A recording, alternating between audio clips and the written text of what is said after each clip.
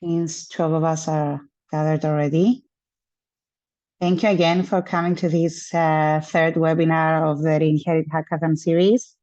I would like to welcome Dr. Kleanthis Neokleous, who will present for us today. Kleanthis is currently leading the ITICA MRG at CYENS since 2019, which is a multidisciplinary research group that explores innovative projects that focus on the combinations of art, technology, and society.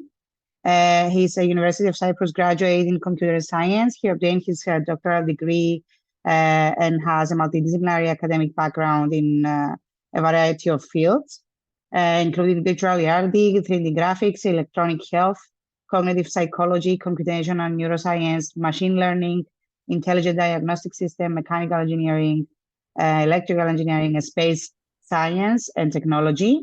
And he has also several years of experience in project management, as he was involved in the conception, design, and preparation, writing, and coordination of many national and EU research projects. And also during and after his PhD studies, he co-founded in parallel 2 innovative startup companies in virtual reality technologies and eHealth applications in line with his academic and research interests. And he will present today an overview of immersive and virtual reality technologies in cultural heritage sites, and especially the Inherit projects. Kleanthis, the floor is yours. Thank you again for this presentation. Thank you, Styliana, for the invite, and thank you all for being here. Most of you I know, but I see also a few people that I'm not aware of. Okay, let me share my screen.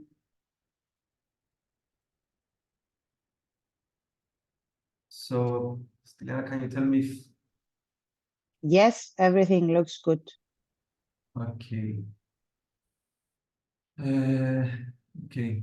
When we come to the point of the video, if there is no sound, please let me know.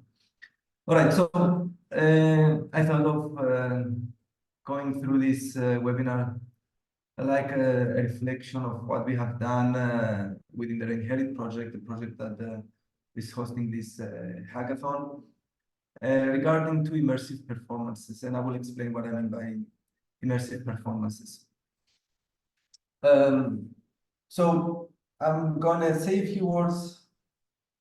I was planning to say a few words about our center and our group on how and why we got involved in this project, and what was our role regarding the immersive performances.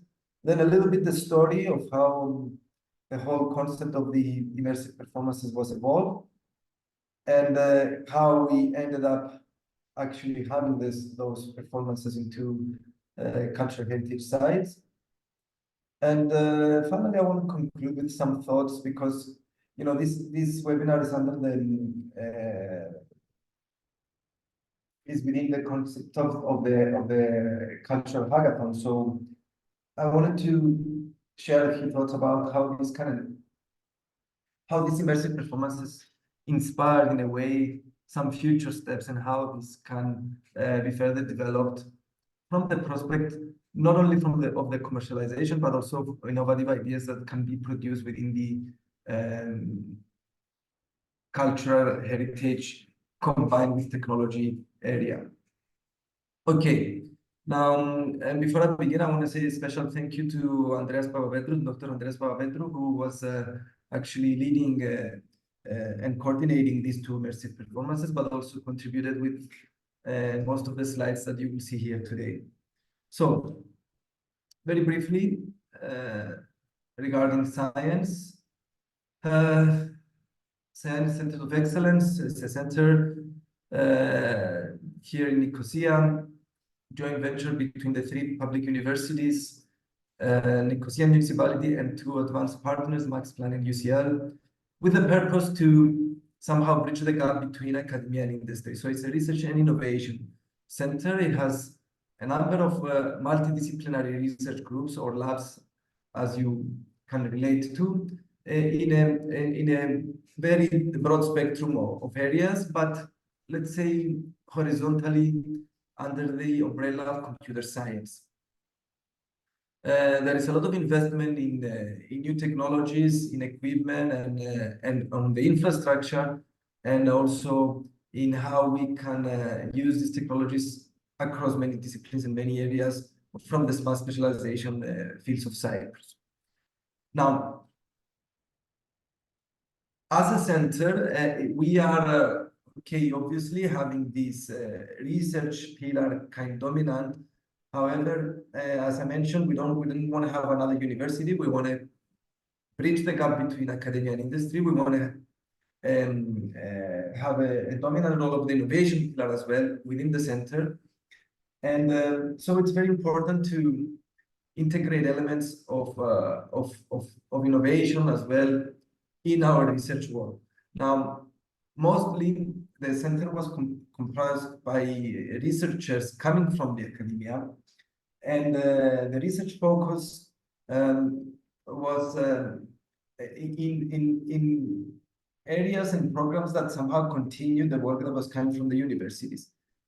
And it was not very much at the beginning involved in the with the cultural and creative industries. Even though what we can see now from a number of studies that come from EU and from many statistics that have been documented is that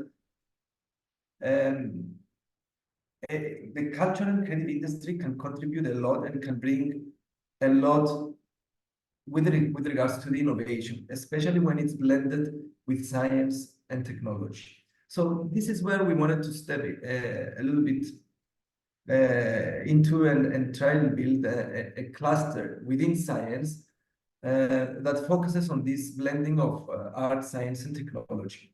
So in this effort, we're mostly involved three departments, those three labs, three groups of the center. Is our group ITICA, the museum lab, another group that is focusing on museum studies and how technologies can contribute to the museum studies, and our makerspace. Now, the main objective is to build an ecosystem where cultural and creative industries coexist with scientific and research institutions. And what we want to do is to discover new research avenues, see how we can bring novelty and innovation across the industry, but also to address many socioeconomic challenges. Now, since we started this effort, we had quite a few projects. We have done quite a lot. A few examples here are, this is one of the first projects that we started. We were hired or employed, let's say, by the Investment Promotion Agency of Cyprus to promote Cyprus in the Expo 2020 in Dubai, when we had to project in the biggest and the largest dome of the world content related to Cyprus. That was a very challenging and interesting project that we worked, and that led us and leveraged our expertise into getting into more groups. Then we continue with the Leader Plus exhibition. That was another quite interesting project together with the Museum Lab, where we tried to integrate technologies in the exhibition. And that was considered by the majority of the people that visited the museum as a success story, how seamlessly we can blend technology and science within cultural heritage sites and develop and produce something quite interesting and well accepted by the community. And since then, again, we had quite a few projects and areas that we worked in. I'm not going to go into that, but I'm just going to mention that all this work is now being manifested, and we try to port this work to an arts and technology festival that we are having and hosting at CYENS. That was the third festival that we had this year. We call it the Work in Progress Festival, and I will comfortably like to say here that it's one of the success stories of the center as well.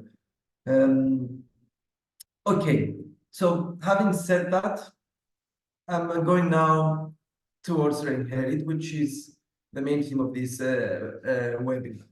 Now, Reinherit is a Horizon 2020 project that has the purpose of redefining cultural heritage sustainability. The way that this was proposed in this project is by having a central digital hub in which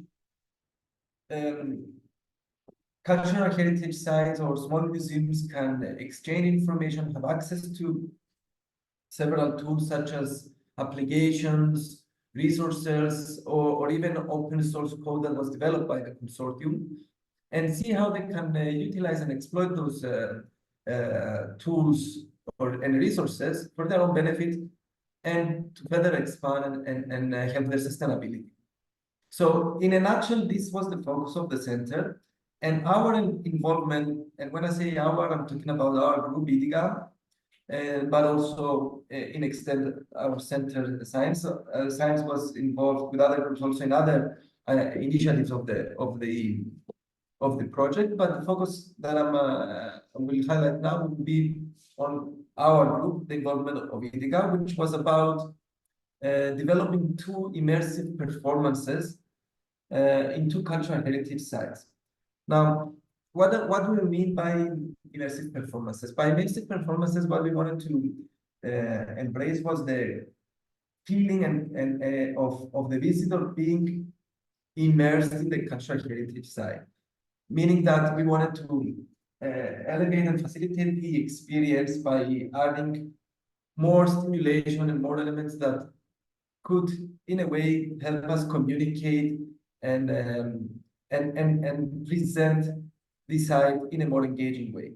So if we go at the notes and what we said originally in the proposal, what was the objectives and what were the goals, what we had to try to achieve, the question that we wanted to address was that, can we find a way to induce audience participation in museums and cultural heritage sites through music by making performances more interactive and the audience experience of performance more intuitive? Is there a way to measure the extent to which technology incorporated in performances may help audience members think creatively, improvise musically, or even even if they don't have any formal musical education, and even to increase the awareness of the project itself and make the visit and the visitors become more engaged with the actual space. So those were, let's say, the guiding principles and our the requirements that we had to follow or even to investigate through this effort. So when we go back to the story and see how it all started, the first thing we had to do was to basically start finding and making a research about identifying which locations were more suitable for us to actually make this testing and make those experiments. We went through quite a few venues, still possible locations. Each one had the benefits and the disadvantages. And finally, we concluded that the first performance would take place at the Hagiorgakis Kornesios Mansion. So the inherent performance, that was the title of the performance, was scheduled in October 2022 at the Hagiorgakis Kornesios Mansion.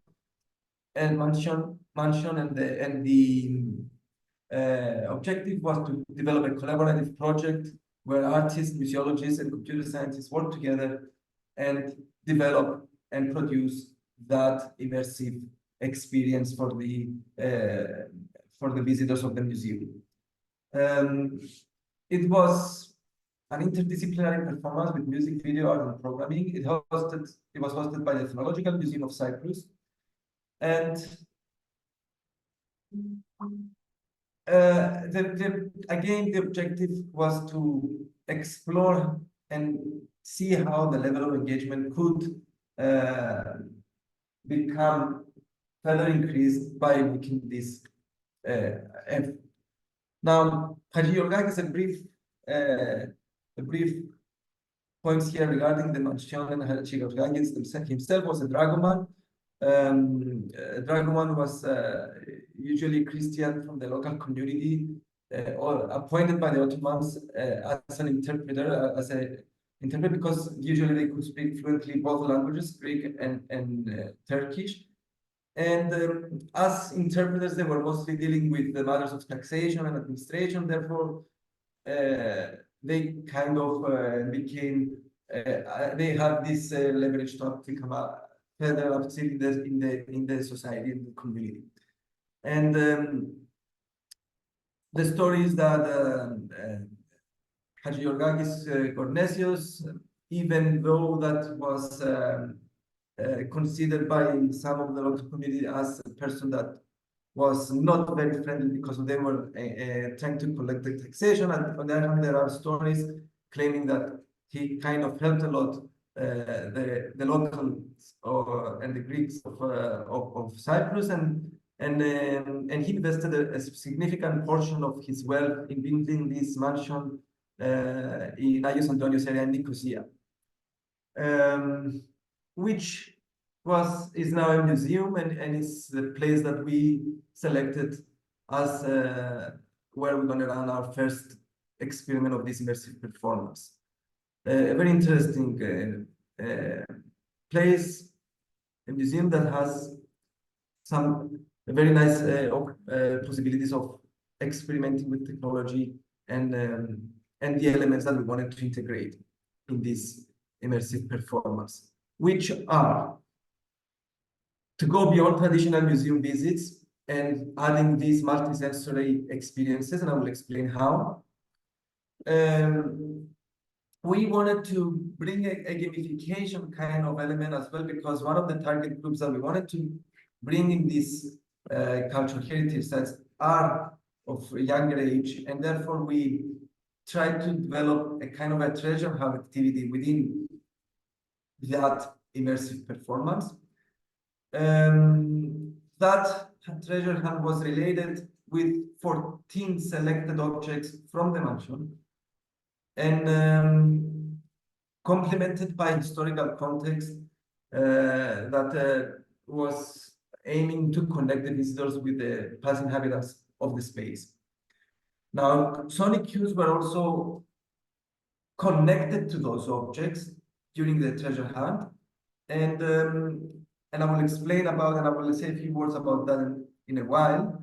But I want to highlight that also we were aiming to make that visit also accessible for groups with disabilities through a multisensory exhibition that we had in parallel, and involved the development of replicas and 3D printed scans, as well as haptic sound installations combined with the braille text. So Andreas here is actually scanning specific assets from the mansion that we then transfer into a digital form, and then try to create replicas through 3D printing, which will then integrated with the performance in a side exhibition. Also, we developed this kind of a texture feeling plate that has the feeling of how it was Theroros at the entrance of the mansion, which by touching on this plate, you could actually identify specific characteristics that were also linked with sonic events, and that was done by embedding Arduinos and sensors within this plate, that they can identify areas where the hand was touched, and then triggering subsequently sonic events associated with that image that was on that region of the plate. Yeah. Okay. Now, regarding the interactive sound installation, the way and here is how technology comes and how we wanted to bring that kind of innovative concept of the immersiveness within the cultural heritage side. So what we did was we had specific sound installations. Those were done by using mobile devices, mobile phones, and capturing data from the camera on the mobile devices, and running algorithms of motion capture. We could then get parameters regarding how many, the number of people moving in the space, but also the level of movement. So these were parameters that were could be extracted from each location that we had in the space scattered around. And this information was going to a central server. It was processed, and then again, and those excuse me, this information was connected with speakers through Bluetooth, and trigger events were sending depending on how, depending on thresholds that we set for the number of people entering a specific area or the movement that we had there. So in other words, if more people were entering a specific room of the mansion, then different sonic events were triggered, or if there were all still, then it was something else. If there was movement, again, something else was triggered, making the audiences and the participants and the visitors of the museum understanding that once they understood that, they could actually feel that they were part of that performance. Also, as I said, this information was also connected to central server, let's say, that collected all the information from all the stations, and that was used also to produce some visuals, which I will explain in a while. So we kind of scanned the whole area, which it's accessible online. I can share this link also, and you can actually go through the virtual version of the museum, and you can see the rooms. And here are the locations where we had placed these audio stations. And the way we wanted to do that, we wanted to explore also some other elements, because it was one thing of having people understanding that by their movement and how they entering a room, that they are triggering some sonic events, but at the same time we wanted also to explore and see if there was a way to attract visitors in a specific area, or see if we could present a room in a way that the sonic events could complement the content of that particular. For example, there was the baths, one area that which it was quite tight, and not a lot of people could fit within that space. And we were thinking of having variations when the people entering in that particular space. Like, since we had 3 slots of the performance, which was done in an interval of half an hour between each performance, then we thought that we could have different thresholds for each one of these performances, and see if we could attract more people when the threshold was set lower in spaces that were more restricted, or the other way around. So in other words, what I'm trying to say is that we didn't only want to have just a different way of presenting the museum, but at the same time we wanted also to collect data and see, once we analyze this data, if we could come out with concrete conclusions about how you can use this technology in order to make it more engaging, or in order to attract more people in specific areas that you are interested in and you want them to be visited. Now, regarding the visual elements, as I mentioned earlier, that was also a component of the performance. And the way that this was done was by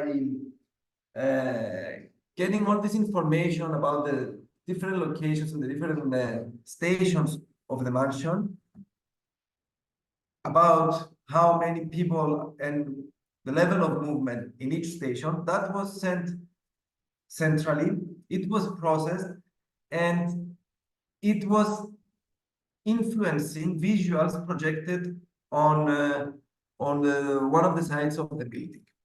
Now, this visuals projected there were actually collected by artifacts and also areas of the building itself. There were photos taken by a visual artist of our team. So this information, this visual information was processed, projected, but then also influenced in a way also by how visitors were moving around.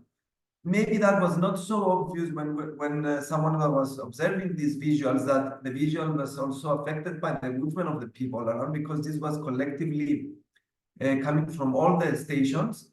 But again, it was an element that we wanted to experiment with. And here are a few photos of those projections. Interestingly, however, as I mentioned, because we had 3 different slots of this performance in order to accommodate the great number of requests we had for people that wanted to participate in these performances. But that created a small problem that we didn't actually think about when we were designing the performances, was that we had different light levels of lights and during the time of the day. So we started with the first performance having it being earlier, late afternoon, which was some sunlight there, but the third performance was completely dark, and that not only affected the algorithms of the visuals coming from the mobile phone, but it also affected the visuals projected on the wall of the mansion. Finally, the third component of this immersive performance was that we included and we invited 9 musicians from the Cyprus Symphony Orchestra that participated with a live performance element. Now, these musicians had instructions to yet improvise in one way, but yet to follow with some guidelines given by Andreas, and also to kind of observe and listen to the sonic events triggered, which in connection were triggered by the movement and the number of people being in each location. So in a way, everything was connected. Those were the instructions of the musicians, and the outcome was actually to try and blend this sonic installation with a dynamic atmosphere from live performance and visuals, all combined and all blended with the content and the information provided within the museum. Again, a few photos of the event. This was from the first slot, which you can see that there is some daylight, and then gradually it was becoming darker. And this is how the musicians were blended with the visitors, and how everything was put together. Okay, I'm just gonna show now a short video of this performance. It's around 5 minutes. I'm gonna make it a bit faster. Please let me know if there is sound. You see? No, now I should sound. Yes, sound is fine. Sound is fine.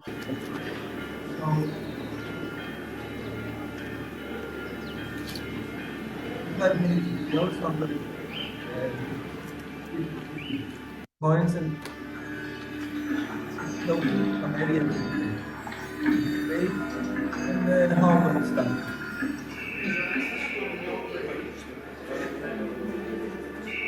You can see the sonic intensity touch not specific. And this is the parallel execution.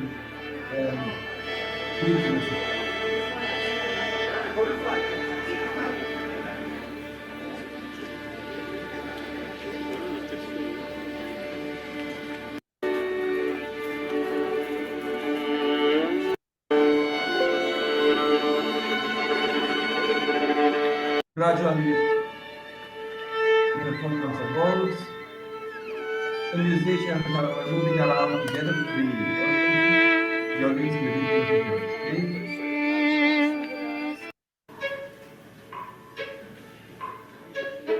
Interact with the sonic events triggered by the sensor.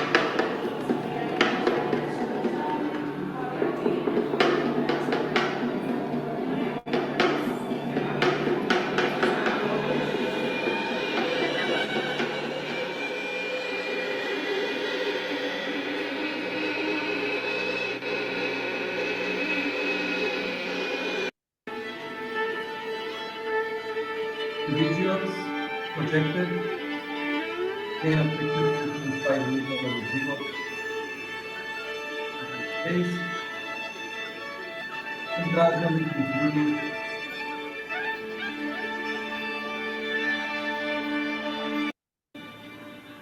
at the stage. Okay, so each performance was around 45 minutes and with a small break around 1 hour. And with 300 and more visitors in total. Okay. Now, what were the challenges? What were the lessons learned from this first performance? First of all, it is quite difficult to work with spaces of cultural heritage, especially if you want to make some intervention and add elements to those cultural heritage sites, such as our case that we wanted to add sensors, add speakers, and you have to be very cautious. You have to get licenses, you need to get approval, etc., etc. So this is one thing. The second point that we got is the thing that I mentioned earlier, that we had some light complexities. We started with sunlight, ended up in complete darkness that affected them the algorithms and the training and the fine-tuning, let's say, of the algorithms, the way that these algorithms perform both for the identification of the people moving around, but also with respect to the projection visuals projected on the wall. Again, complexities related to the space itself. A Wi-Fi network was not existing. Everything had to be done with Bluetooth. When I would say that as a general comment was that if you design something and you actually test it and tried it in an empty space, especially when technology is involved, a lot of things could go wrong actually when you go live and when you test everything with the real performance and with visitors being around. Meaning that a lot of the thresholds that we had, for example, for triggering different levels of sonic events, like for instance, when you have in a room, when we were testing it and we say that if there are 2 people in the room, that sonic event will be triggered. When there are 5, this event will be triggered, and when there are more than 5, this sonic event will be triggered. Now, if you have 100 visitors moving around and you have like 20 people within a room constantly, then means that you reach the ceiling immediately, and all the other lower levels of threshold were actually obsolete. So these are things that we haven't thought about. So at the end of the day, you were actually listening only to one sonic event because you reached the maximum threshold that was set. So these are things that we actually saw only when we saw this in the live performance, because we didn't have the ability or the availability to test it with 100 people during the rehearsals. Okay, so moving now. So that was, other than that, it was actually quite a success, and it was a very good example of how we can create innovative concepts and ideas when blending elements of technology with cultural heritage sites. Okay, so with the lessons learned and what we actually got from the first performance, we were now ready to move on towards designing the second performance that took place at the Bank of Cyprus Cultural Foundation. The second performance was again very similar to the first one. We had the elements of visuals, we had the elements of triggering sonic events based on interactions from the visitors, and we also had live musicians moving around. The difference here was that we added and we developed an augmented reality application as well.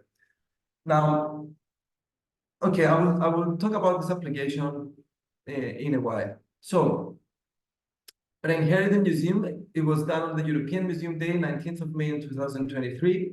It was done at the Bank of Cyprus Cultural Foundation.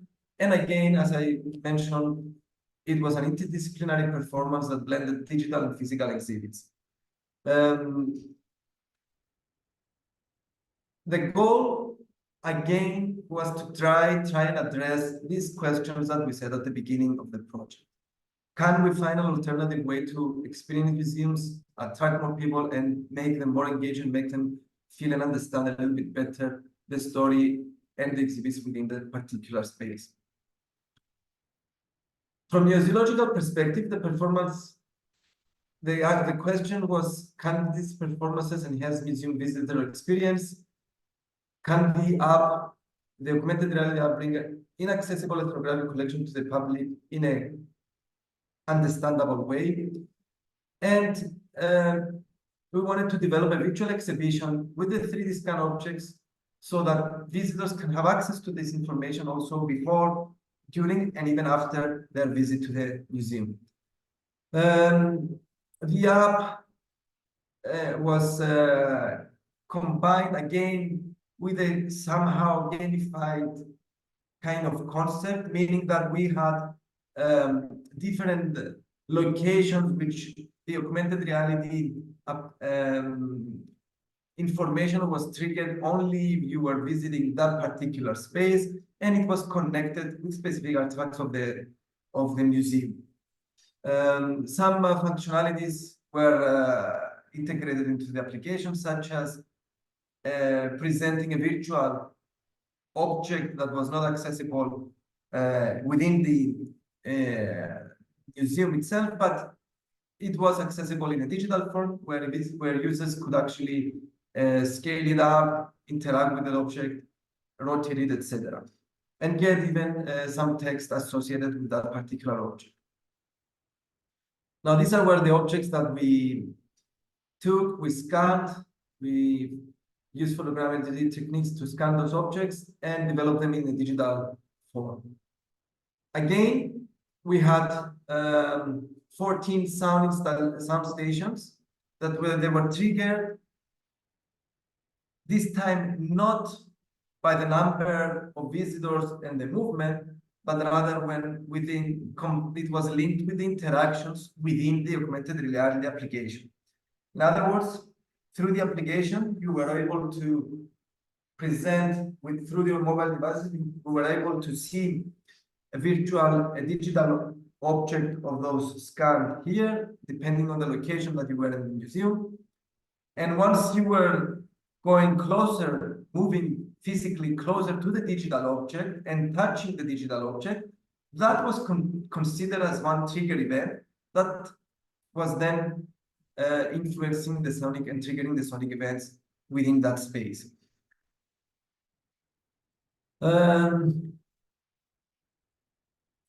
So about the app,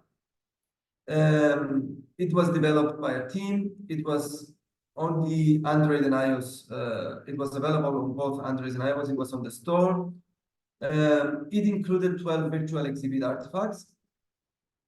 It was using the camera to activate the augmented reality features.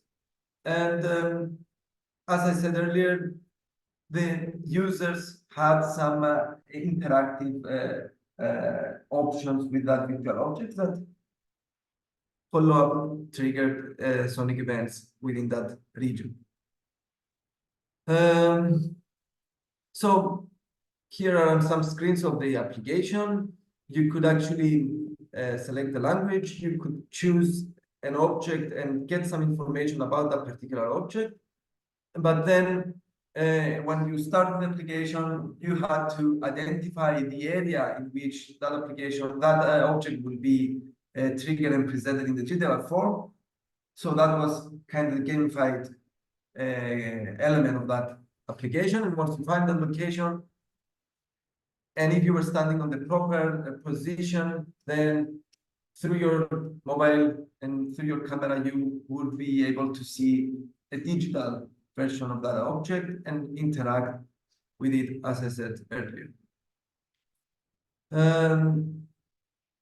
Again, we had visuals, similarly with the first performance. And again, the visuals were connecting elements of the space together with the collected information from all triggering events that came from all AR users of the application.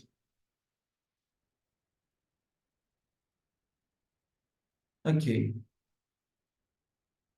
And finally, this time we had 20 musicians, not only and that they were moving around, again with the improvisation freedom to improvise, but they had directions regarding the locations, the timings, and how they were changing their style based on the events triggered at the stations they were close to, and again how people was reacting with the application.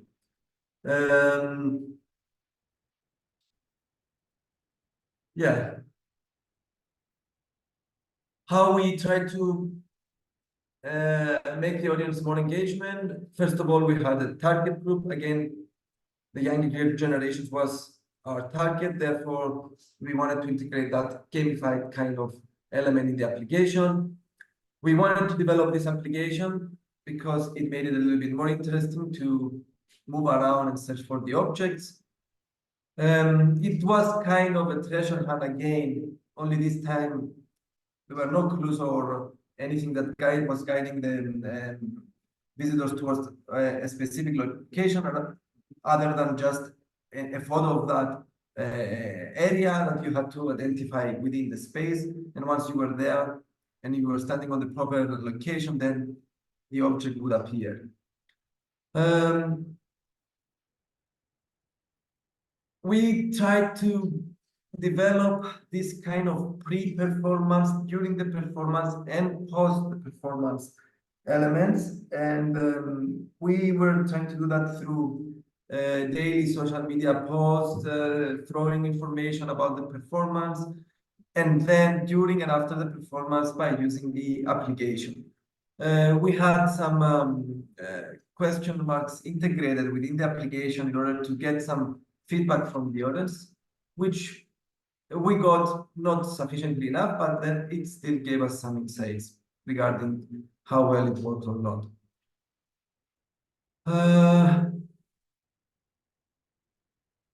Okay, again, we had a few challenges, and there were some lessons learned from this second performance itself. Again, I would say, I mean, all these more minor points and details were a little bit more technical. The biggest obstacle, or I would say that again we failed to consider, was the difference between testing in an empty space everything working properly, and the application to work nicely and see the digital objects and interact with them, versus having the same experience with 150 and 200 people moving around.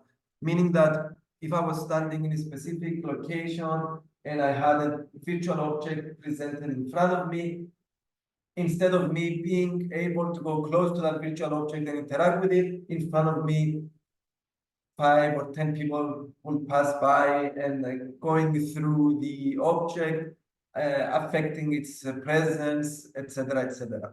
So again, I think the problem here was that we failed to think and consider how the whole thing would run when 200 people will be moving around. That could have been resolved quite easily only by having the virtual objects being presented in a height above 2.5 meters, for example, and only seeing them close to the ceiling instead of being presented near or behind areas that people were moving around.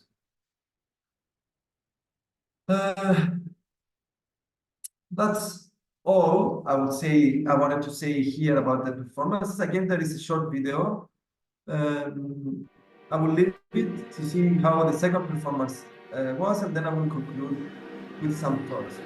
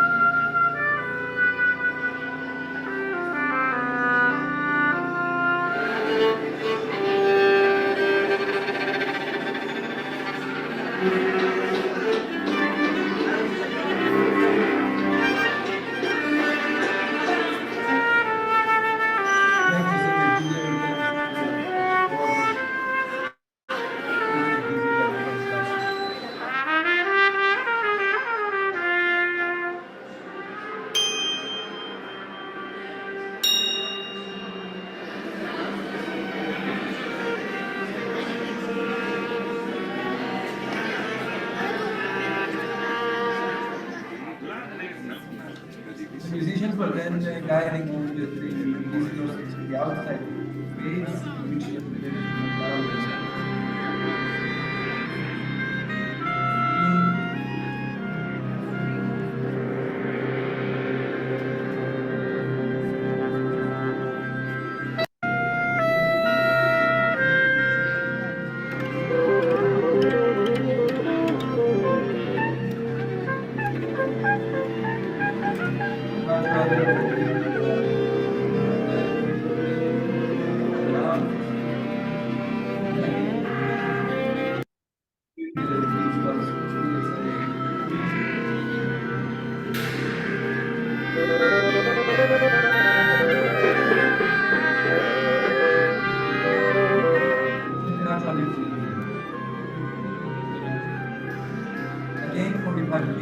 for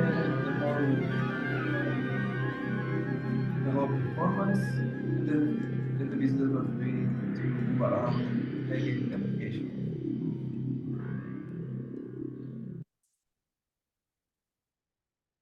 Okay. No.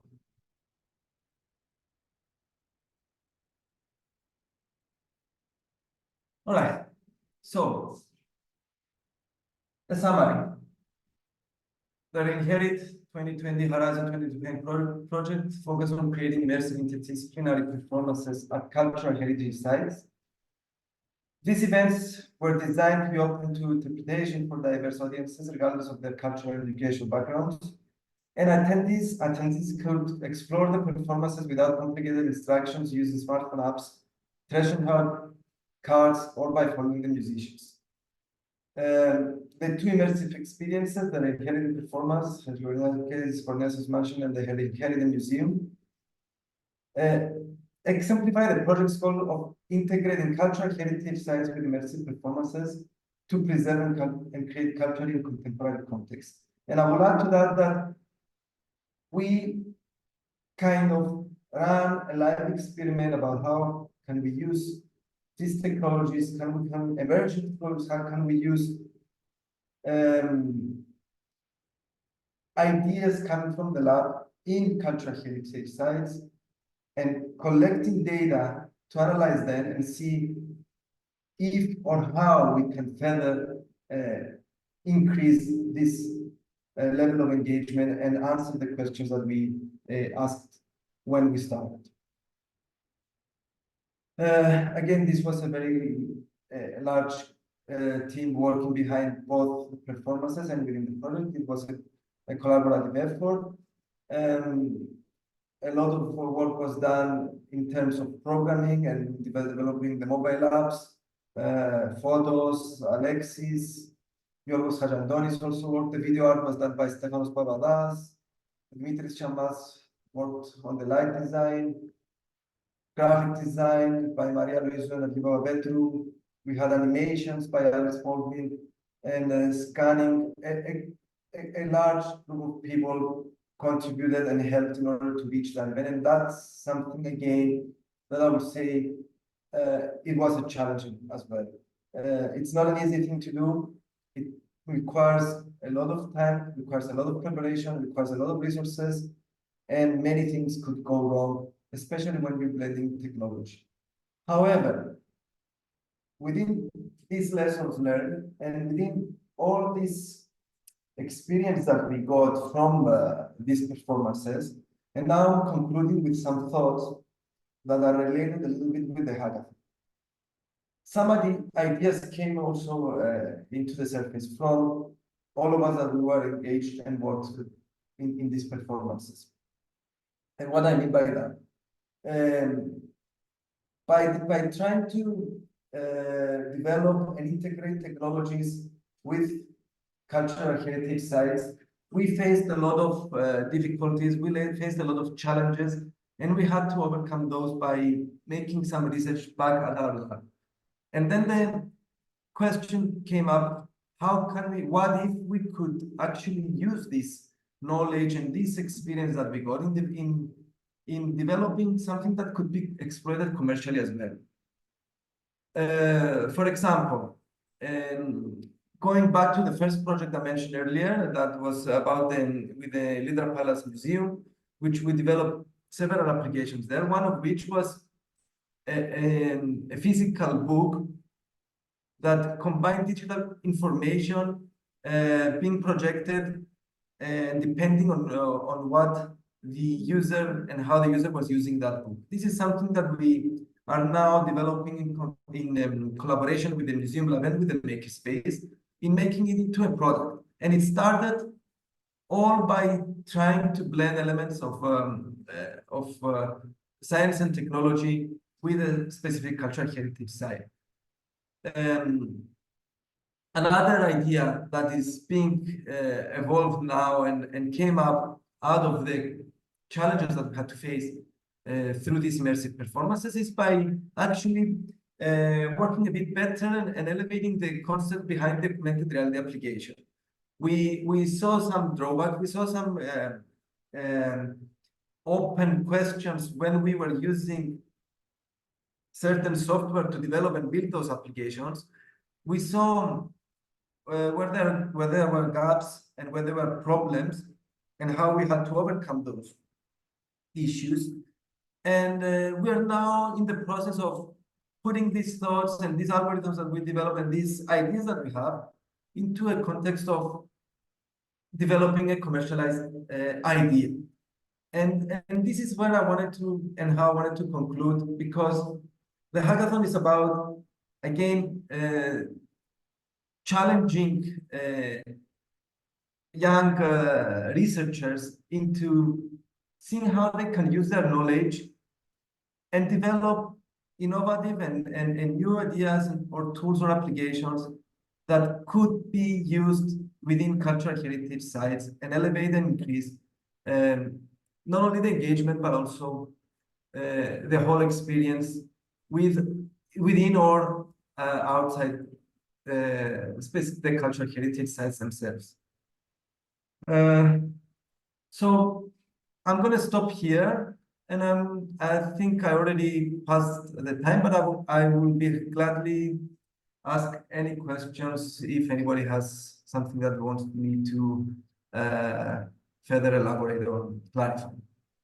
And thank you for your patience and staying until now and listening to this story. Thank you, Kleanthis, for the presentation. As one of the visitors of the Reinherited Museum, unfortunately, I didn't get to experience the Reinherited performance, but the Reinherited Museum was really a very innovative way to experience a museum, especially the Bank of Cyprus Cultural Foundation Museum. And I think it would be a great idea for our participants to get inspiration from, to maybe create their own performance or game, let's say, during hackathon. As Kleanthis said, if anyone has any questions or would like to ask anything, please raise your hand and we'll ask you to unmute.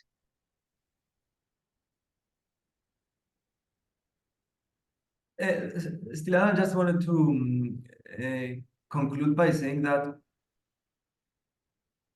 definitely we can see the impact and the benefits when blending elements of technology with cultural heritage sites, and there is definitely space for new creative and innovative ideas. And I'm very curious and anxious to see what will come out from this hackathon, because there is definitely space to innovate and use technology for many areas within the cultural and creative industry as a whole.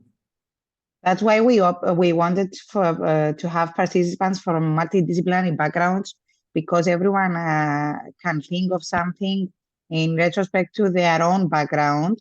So that's why we actually want people to gather up and create teams that may seem not very related together, but could create something very creative. So yes, I understand what you're saying, and a lot of things could be done. The limits are endless, actually, and we hope to see a lot of proposals during next weekend, and we are also excited for that.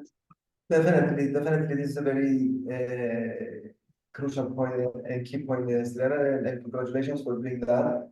It's essential to have a multidisciplinary team and have the views and thoughts from various disciplines. Hackathon is not only about writing code, but it's also about creatively putting ideas down and seeing how this can be implemented.